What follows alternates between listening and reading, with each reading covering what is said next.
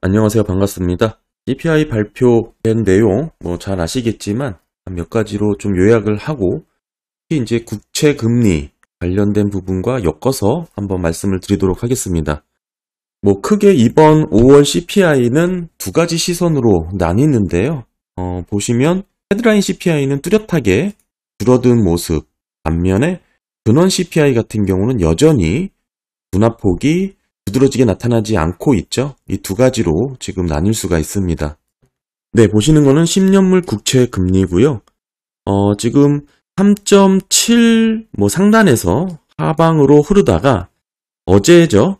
어제 이제 CPI가 나오면서 이렇게 급등을 하는 모습을 보여줬습니다. 장기채 관련해서 주요 이슈가 있었던 게 최근에 10년물 입찰건이 하나 있었는데 보시면 6월 12일 기준이고요. 당시 이제 낙찰 금리가 3.791로 이렇게 결정이 됐었고, 차트로 보시면 이 무렵이죠. 대략적으로 이 무렵입니다. 입찰을 하면서 3.79 정도까지 이렇게 올랐다가 이후에 입찰 관련된 내용을 이제 해석을 하면서 전반적으로 좀 이렇게 안정되는 모습을 보이다가 어제 CPI 이후 이렇게 또 급등하는 모습을 확인할 수가 있었고요. 바로 직전에 함께 이뤄졌던 3년물 입찰과 비교를 해보면 응찰률 자체가 그렇게 높지는 않았습니다. 2.36으로 36배죠. 평균 수준이라고 좀 볼 수가 있고 그거에 비해서 이제 3년물 입찰이 상당히 좀 높았고 2.7배였죠. 그리고 10년물 지금 중간값을 보시게 되면 3.714입니다. 그러니까 낙찰 금리가 3.791이니까요. 간극이 얼마 없죠. 그러니까 수요가 부족했다고 보기도 좀 어렵고요. 그리고 3.8을 넘기지 않은 모습으로 이렇게 보게 된다면 물론 적극적인 수요가 확대됐다라고 해석은 무리겠지만 그렇다고 수요가 부족했다고 보기에도 어려운 입찰 결과였고 여전히 거래 시장금리 수준에서 이렇게 형성이 되다가 이제 입찰 내용을 보면서 어느 정도 안정세를 찾아가는 흐름을 가졌었죠. 한마디로 속도 조절을 보인 그런 10년물 입찰 결과라고 해석을 하고 그럼에도 이제 방향성 부분에서는 어느 정도 수급 상황으로 이해할 만큼 정도의 레벨은 보여줬다라고 생각을 합니다. 그러니까 속도에서는 어느 정도 조절이 있을 수 있겠지만 진행되는 방향에 있어서는 어느 정도 뚜렷한 그런 모습을 해석할 수가 있었는데 이번 CPI가 이렇게 지금 말아 올렸다라고 저는 보고 있는데요. 한마디로 높아진 인플레이션 기대치에 지금 적응을 해버린 그런 수치다라고 금리다라고 보고 있습니다. CPI 5월 4.0을 기록을 했죠. 지금 10번째 넘게 연속해서 하락을 하고 있습니다. 21년 3월 이후에 최저 수준을 보일 정도니까요. 헤드라인만 보면 물가가 뚜렷하게 잡혔다라고 볼 수가 있고 어느 정도 서비스 인플레이션 부분에서 두드러진 완화가 나타났습니다. 그런데 내막을 조금 살펴보면 유가 부분에서 에너지 부분에서의 하락이 두드러졌는데요. 지금 가스도 19%, 유가도 37%, 그러죠? 가스도 11% 등등. 한마디로 지난달에 WTI 유가가 한 10% 넘게 하락을 했기 때문에 그 부분이 이렇게 반영이 됐다라고 보여지는 겁니다. 결국에 인플레이션이 4.0을 기록하는 데 있어서 2년 내 최저 수준이죠. 유가가 큰 영향을 했다, 큰 역할을 했다라고 해석을 할 수가 있고요.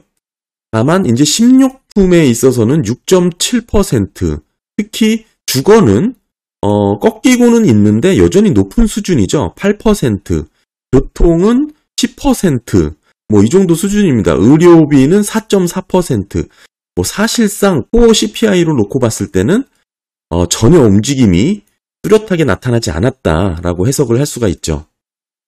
그러니까 쉽게 설명해서 이 4.0을 볼 것이냐 5.3을 볼 것이냐 이 차이로 이렇게 CPI가 해석이 나뉘었다라고 보는데요.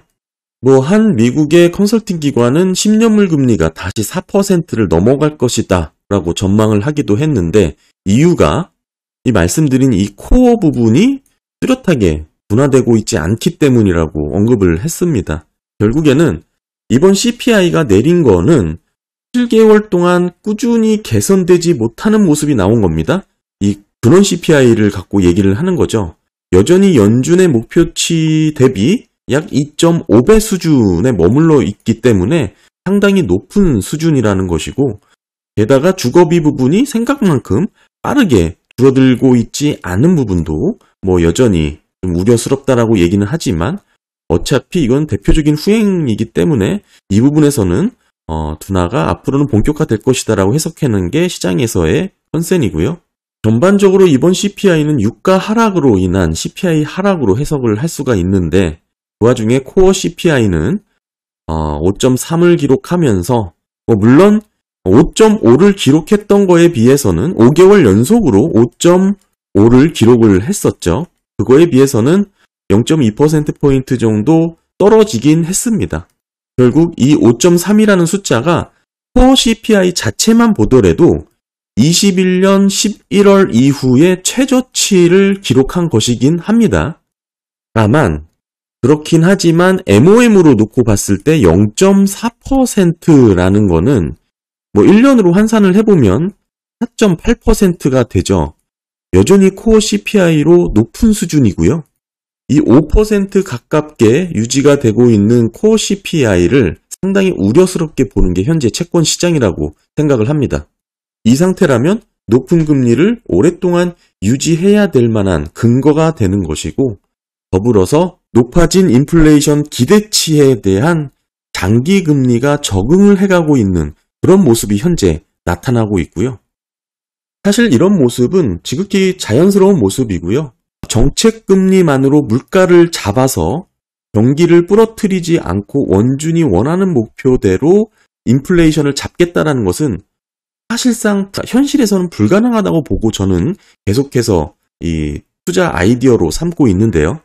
그러다 보니까 지금 현재 특별한 리세션 위기가 징후가 나타나고 있지 않고 은행 리스크도 빠르게 덮어버리고 있는 와중에 자연스럽게 시장에서는 높아진 인플레이션 기대치를 적응하는 그런 장기물에 대한 금리가 높아지는 현상이 나타나고 있는 겁니다. 그런데 여기서 놓치지 말아야 될 것은 이렇게 높은 금리 수준이 오랫동안 유지를 할 수 있는 경기 체력인지를 따져봐야 된다는 것이죠. 모든 것이 다 자연스럽고 기본에 맞는 그런 수준에서 물가를 잡을 수 있다고 생각하고 있지 않기 때문에 분명히 부러질 만한 위협이 생길 수밖에 없고, 그로 인한 하급 효과로 결국에는 경기가 다시 빠르게 식을 수밖에 없다라고 저는 보고 있는 겁니다. 오늘 미국 CPI 발표 내용 한번 살펴봤습니다. 감사합니다.